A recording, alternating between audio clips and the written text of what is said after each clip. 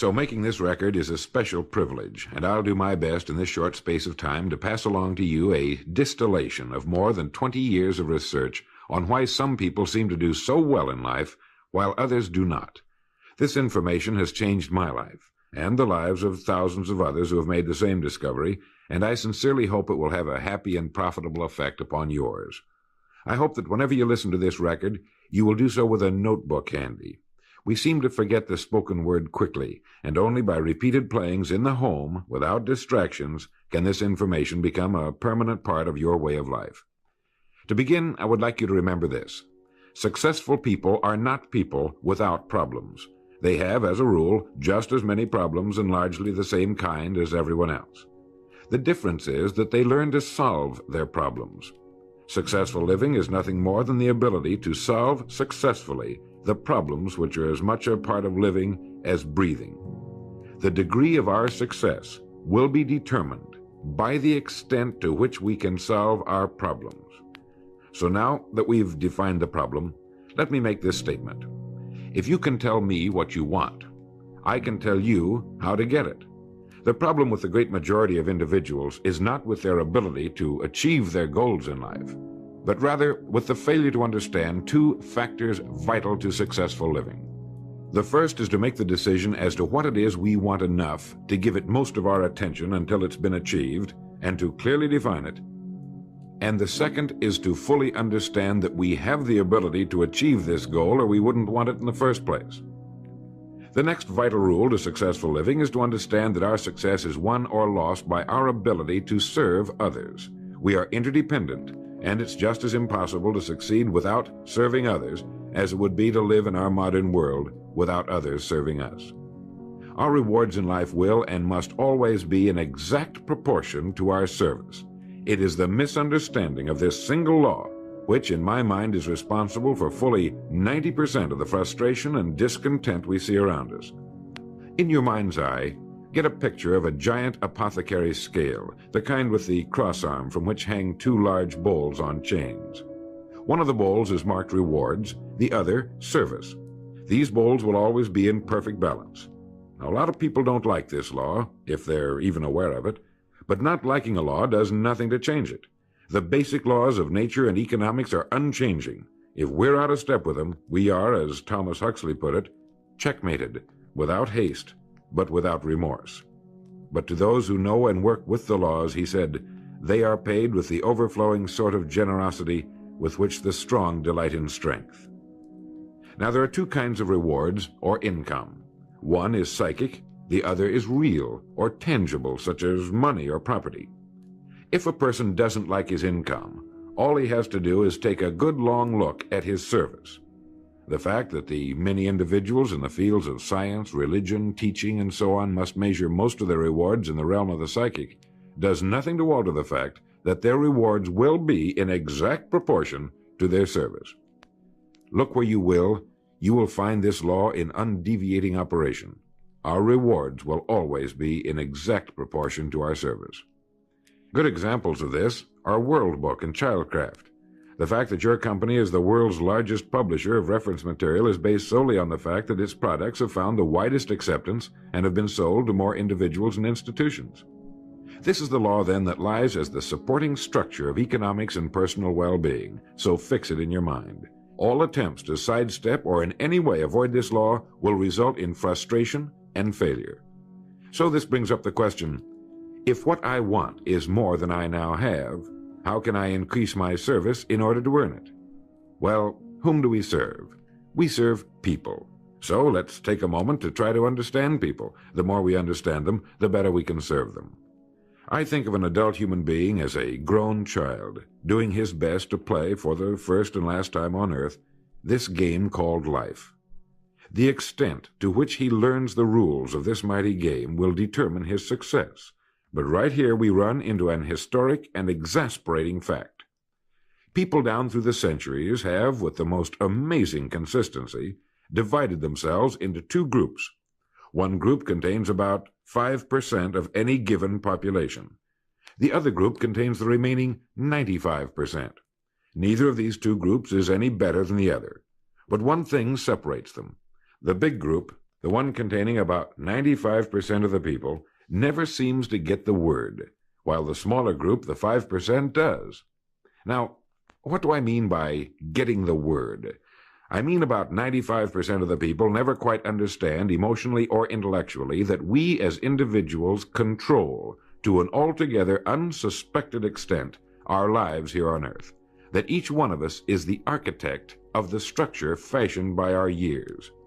You see, all of us want the same things, but only about 5% figures out how to get them.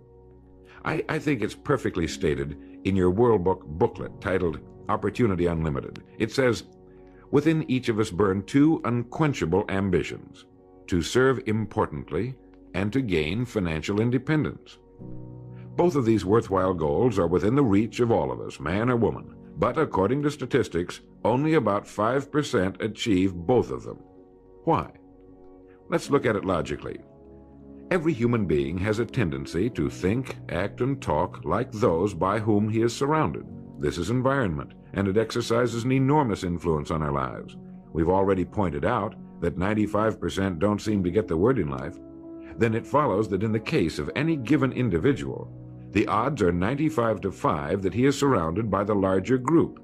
And since a body in motion tends to remain in motion until acted upon by an outside force, that he will continue to conform to his group unless we can do a better job of serving him through knowledge. Here is our largest opportunity for service, and the rewards will take care of themselves. Now, right here, let me restate what we've covered so far. Our rewards, psychic and tangible, will be in proportion to our service. The failure of most people to live successfully is not caused by their lack of abilities, far from it, but rather in their failure to decide what it is they want, and understanding that our wants are governed by our talents and abilities, and that we are divided into two groups of roughly 5% and 95%, and that it's the 5% group which is successful. So here, let me give you a definition of success which, to my mind, covers the subject completely. Success is the progressive realization of a worthy ideal. That is, anyone who knows where he is going in life is a success. At the moment he makes the decision of what it is he intends to accomplish, of what it is he considers a worthy ideal, he is successful. Once this goal has been accomplished, he is again, by our definition, a failure, until he establishes a new goal toward which to work.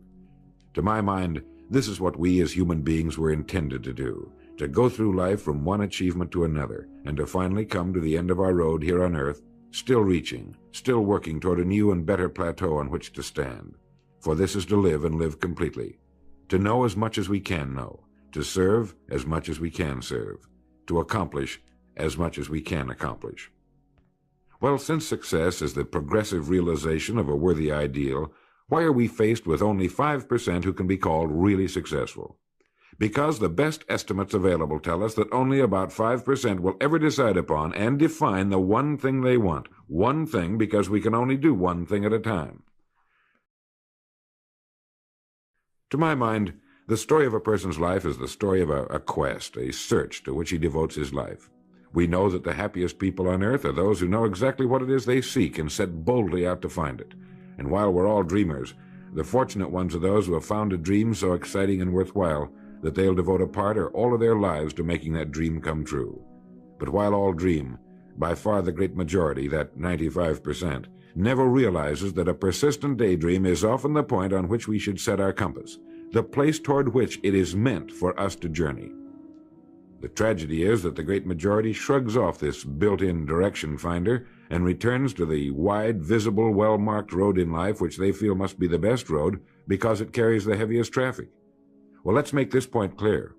The road in life with the heaviest traffic is not the best road to follow, for it is the road of the 95%. It is the road with no more opportunity and with 19 times as much competition. Let me very briefly tell you how I got started on this business of making a study of people and why they wind up the way they do.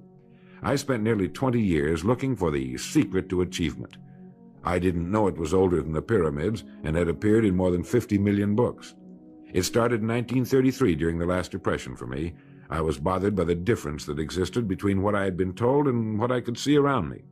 For example, I had been told that man was God's noblest creature and had dominion over all the earth and all its other creatures. I knew this was true, but in my neighborhood the creatures were eating better than we were, and I wanted to know why so many were poor when there was such abundance on the earth.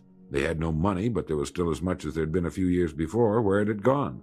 They had little education, yet education was on every side of them. They had very little food, yet it was raised in abundance. They lived in inadequate and ugly dwellings, yet there were good homes for sale. Well, it was apparent to me that these people didn't have the answer to the problem. They were good people, but they didn't have the answers. Here were people who were discouraged and confused in a world which should have been filled with challenge and excitement. It's true that we were in a period of general depression, but to the thinking individual, this represents another problem to be solved, another challenge to overcome. And to many, it was the thing that sparked their greatest accomplishments. I remember reading something once about discouragement. It was a fable about a devil's sale, and he had his many wares on display. There was the rapier of jealousy, the dagger of fear, the strangling noose of hatred, each with its high price. But on a purple pedestal, gleaming dully in the light, was a worn and battered wedge. This was the devil's most prized possession, and it was not for sale, for with it alone he could stay in business. It was the wedge of discouragement. Well, as I remember it, the people in my neighborhood were a pretty discouraged lot. Now, discouragement can only come from one of two things. One, a lack of information, or two, a situation over which we can exercise no control. It is very seldom that we're faced with number two. Almost all discouragement can be traced to a lack of information. If you find yourself falling from the top of a high building, you could justify discouragement, but it can be traced to your having made the fatal step, and that was a lack of information about the law of gravity. When I asked these people why we were in the fix we were in, they did a very human thing. They blamed other people. They looked everywhere for the answer except where it really was, within themselves. These were the 95%. And I decided to find out just what it was that separated the haves from the have-nots, not just in a financial sense, but in every sense. I found the answers in books written by great men. I found the answer in the Bible. Why didn't these people of whom I speak know the answers? They didn't read good books. They didn't read the Bible. Everyone owned one because it was fashionable, like a set of Shakespeare, but they didn't read that either. They were discouraged because they lacked information. They didn't know the rules of this game called life, and they had been checkmated, without haste, but without remorse. They didn't realize that without a goal, an aiming point, we're without purpose or direction. They clung together, feeling somehow that there was safety in numbers, without realizing that in this case, just the opposite is true. They didn't know that if we conform to the big group, the odds are 95-5 that we'll miss the boat in life in almost every vital and important aspect of living. To prove this, you need only take a look at human history. Of all the billions of human beings who've lived on Earth, all great advances, all great ideas have come from just a handful, a few thousand out of billions.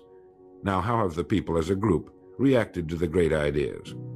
Every great leader and thinker, from Socrates to the Wright brothers, has been scorned, ridiculed, poisoned, imprisoned, stoned, pilloried, burned at the stake, or crucified. Mankind as a group has made a consistently grisly game of tormenting his saviors. Why? Lack of information, lack of knowledge. It comes from following the wrong crowd. What can we learn from all this as individuals? Two things. One, to amount to anything as individuals, we've got to be individuals. We've got to have individual goals, individual thinking, individual action. And two, we must never conform to the great mass of people. We must love them, help them, for our joy and success will be determined by the extent to which we serve them. But we must never lose our individuality and identity by permitting ourselves to be submerged in this suffocating sea of indirection and purposelessness. There's nothing wrong with emulation. In fact, it's a good idea, so long as we emulate a person who represents that which we wish to become, but never the crowd, never the 95%. And you know what the answer was, the secret to achievement that I had devoted nearly 20 years to finding? Its pure simplicity had caused it to elude me, just as it manages to elude the majority of the people in any given age. I had been looking for something complicated, something only a mind prepared by years of study could grasp, and I found the answer so simple a child can understand it. In 6 words, we are what we think about. Our minds, our thinking controls our destinies here on earth to a degree totally unsuspected by the great majority of people. When you think about it a moment, it becomes so obvious, so clear and simple. Well then, if we become what we think about, and if we can control our minds, we can pretty well tell our own future. And that's the point I want to make. That's what I meant when I said earlier that each one of us is the architect of the structure fashioned by our years. This means that if we're confused about what we wish to become or accomplish, our lives, our environment will mirror that confusion. It also means that if we know what it is we seek, that it must be accomplished. Barring an act of God or a catastrophe over which we have no control, we as individuals can call our own shots for the rest of our lives. We can know what it means to go through life from one success to another, to play life according to the rules and reap the rewards. We can know what it means to have peace of mind and live calm, cheerful, successful lives. You are at this moment the sum total of your thoughts to this point, for there is nothing else you can be. And 5 years from now, you can be and have anything you set your entire mind and heart upon. Turn this record over now, and let me tell you of a way you can use this law to accomplish more in 5 years than the average person does in 40.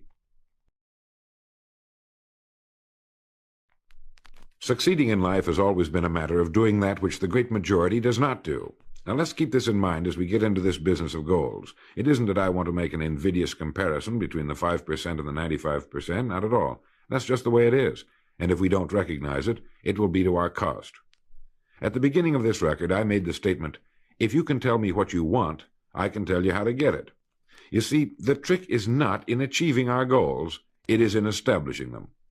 A ship would never leave a harbor if it did not have a destination. An industrial plant would never open its gates if it did not have a product or a purpose. Football would not be played without goalposts, nor would baseball without a home plate. Every business operates for a purpose. Every game has a reason. Getting back to the analogy of our ship, if you were to climb to the navigation bridge and ask the captain the name and location of his next port of call, he would tell you immediately. There's not the slightest doubt in his mind. Can you tell anyone your destination just as quickly and in one sentence? The captain of the ship knows that he can arrive at only one port at a time. He knows that it's impossible to arrive at two. Do you know that? He also knows that his destination will be invisible for fully 99% of his voyage, but he knows it's there, and that he'll reach it, barring an unforeseen catastrophe, if he will just keep doing certain things a certain way every day. One fine morning his destination will appear on the horizon. He'll sail into port, his voyage successfully completed. When his business has been accomplished, he'll then sail to another predetermined port of call, and this will take him and his ship from one success to another for the rest of both of their lives. By understanding that he can reach only one port at a time, the owner of a ship can, in the short space of a very few years, reach hundreds of ports successfully. There'll be problems, lots of them, but they'll be solved, and the ship will steam its solitary course over the deep oceans of the world, devoting its life to accomplishing its mission and contributing its share to the welfare and economy of the world. Men and women who follow this sensible, obvious, and meaningful way of life will do the same. But the paradox is that most are like ships without rudders. They're subject to the whims of wind and tide. And while they hope they'll one day arrive in a rich and bustling port, you and I know that for every narrow harbor entrance, there's 1,000 miles of treacherous and rocky coastline. The chances of their just drifting into port are 1,000 to 1 against them. These are the unfortunate people who, not knowing the rules, believe that circumstance controls our lives. They believe in luck and superstitions, fate, the breaks. They believe that success comes as the result of who you know, not what you know. And while they cling to their false alibis, life passes them by, for the rules of life are just, and they are checkmated, without haste, but without remorse. Now what about you? Remembering that the definition of success is the progressive realization of a worthy ideal, what's the ideal toward which you are working, now, today, yesterday, and tomorrow? Can you write it in one sentence? Is your goal sharply and clearly defined? Now, for a moment, let's return to the message in your booklet, Opportunity Unlimited. It reads, "Within each of us burn two unquenchable ambitions, to serve importantly and to gain financial independence." The first of these two desirable goals you've already achieved by being in the World Book Childcraft organization. Now let's take a look at the second ambition, financial independence. I mentioned on the first side of this record that I could tell you how you could be and have anything you set your mind on in 5 years. To better understand this, you must examine one of the most overlooked facts in the world. It is that every job, no matter what it may be, holds somewhere within itself the key to everything we want in life, the key to greatness. But we must look for it, and we must think. Since only about 5% make the grade, we must place ourselves in this percentage group. We can do this by making 2 decisions. The first is to decide once and for all that this is what you're going to do for a living, that this is going to be your career, since its opportunities are unlimited and it's constantly growing with our dynamic economy and our exploding population. In the past 13 years, World Book sales have increased 800%, and even this enormous volume is expected to double in the next 5 years or less.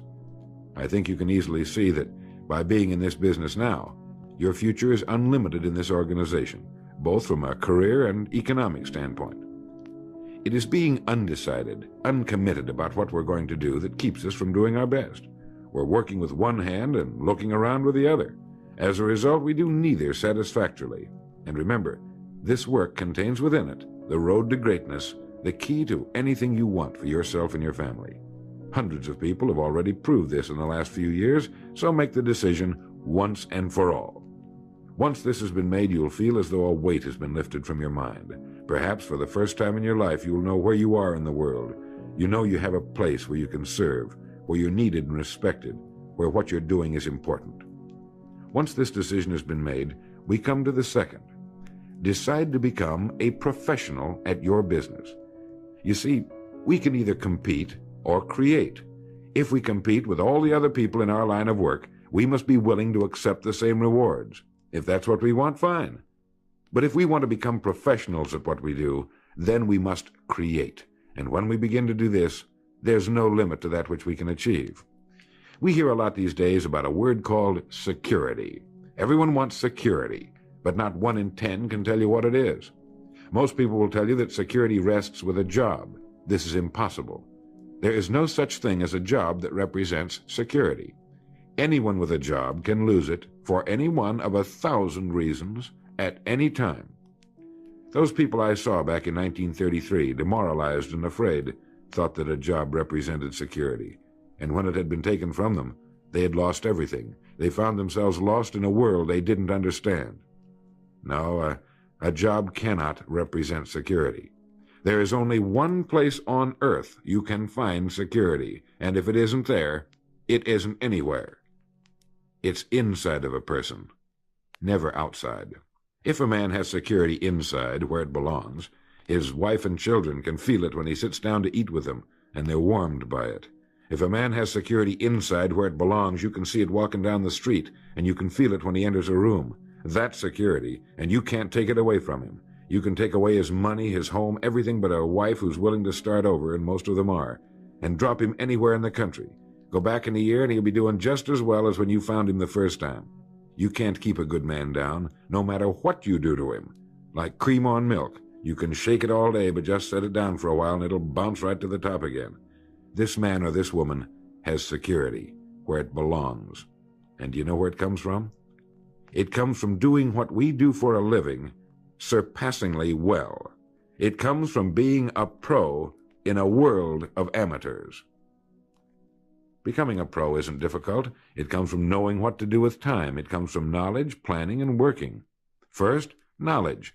This means learning everything we can about what we sell, about World Book, Childcraft, and our sales material. Learning everything we can about people, since that's who we sell, and learning everything we can about selling, since that's our profession.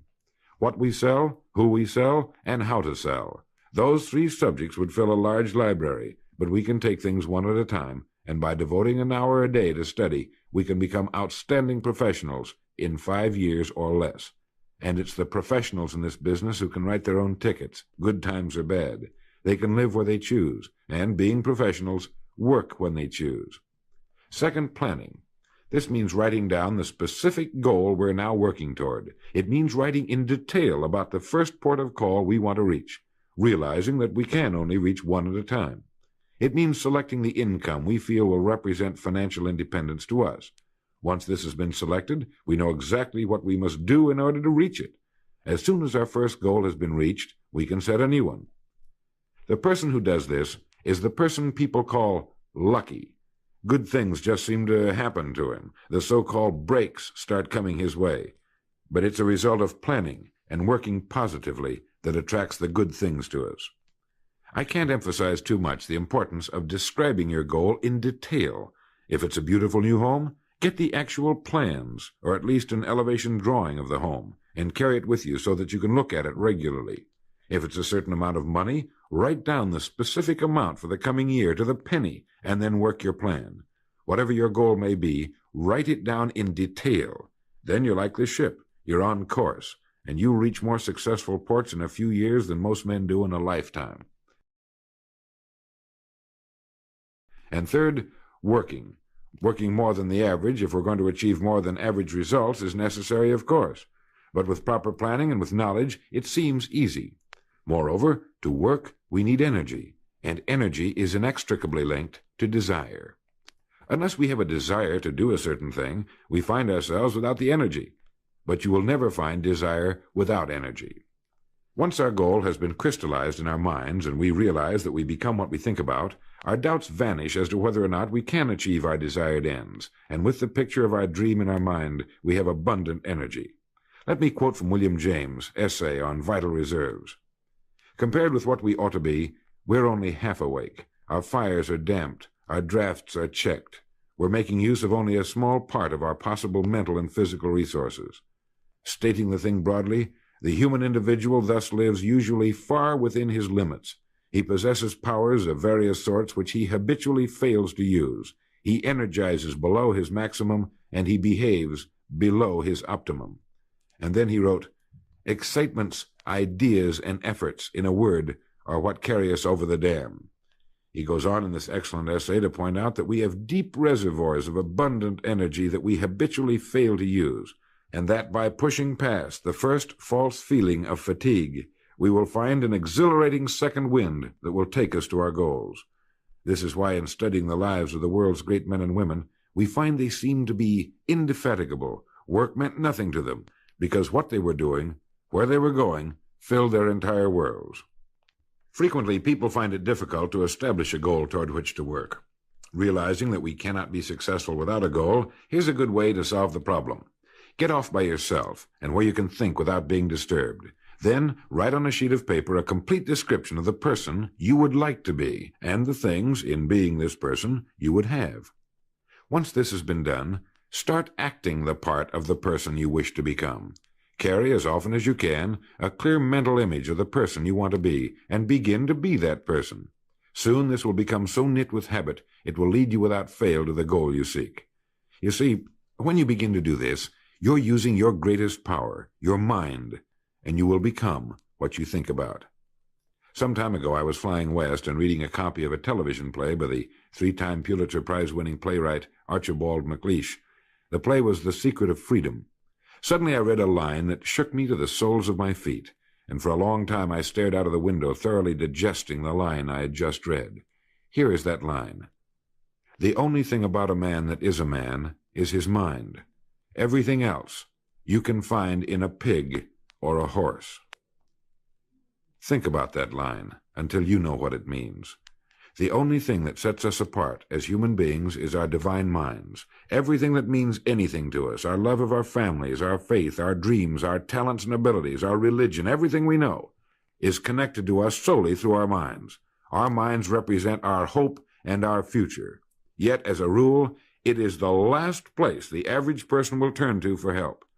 Your mind contains riches beyond belief, but you must prospect this rich and largely unexplored continent, and the only way it can be prospected is by systematic study and systematic thinking. Your mind is like a muscle. It will develop only to the extent that you use it, no more. By devoting an hour a day to study, you're building your mind into a powerful and creative servant. If you only do this 5 days a week, it comes to 260 hours a year. That's 1,300 hours in 5 years, or the equivalent of 162 8-hour days devoted to study and research.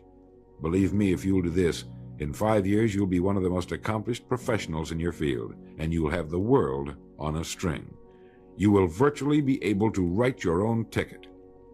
The average man works 8 hours a day, about 50 weeks a year, for 40 years. That's time enough to become great at anything. The time will pass anyway. We might as well reap the rewards. So now, let's sum up and reduce the whole thing to a workable formula, a set of rules for this game of life that cannot fail to take us to where we wish to go. The first and most important thing to remember is the rule that controls our life. We become literally what we think about. This means that we must establish a worthwhile goal toward which to work, a goal that will occupy our minds most of the time. This goal should be written out or illustrated. We should look at it and restate our purpose every morning, every night, and as many times during the day as we can. We must fully understand, emotionally as well as intellectually, that whatever it is we set our heart upon will become real in our lives. We must also remember the law that lies as the basic foundation for all economics and personal well-being as well. Our rewards will be in exact proportion to our service, and if we want to get into the top 5% of the people, we must often cut ourselves away from the effects of our environment and become individuals with individual goals, individual thinking, individual actions. We must realize that our daily work contains more opportunities than we could develop in a lifetime, and that our job contains within itself the key to greatness, the road to everything we could possibly want in life for ourselves and our families. We must realize, too, that security can be found in one place only, inside of us. If it isn't there, it isn't anywhere. And the only road to security lies in doing what we do for a living surpassingly well. And lastly, that we must become professionals at what we do, and that becoming a pro involves knowledge, planning, and working. Knowledge of what we sell, who we sell, and selling. Planning by establishing the goal, which automatically establishes our work pattern. The great salesman is like the great golfer. It looks easy the way he does it, because it is easy the way he does it. But it took time, dedication, and work in its accomplishment. Is it worth it? You bet it is. P.G. Hamilton once wrote, "Let's be different. A strong life is like that of a ship of war, which has its own place in the fleet and can share in its strength and discipline, but can also go forth alone to the solitude of the infinite sea. We ought to belong to society, to have our place in it, and yet be capable of a complete individual existence outside of it. And remember the strangest secret, will you? You are now, and you will become, what you think about." Thank you.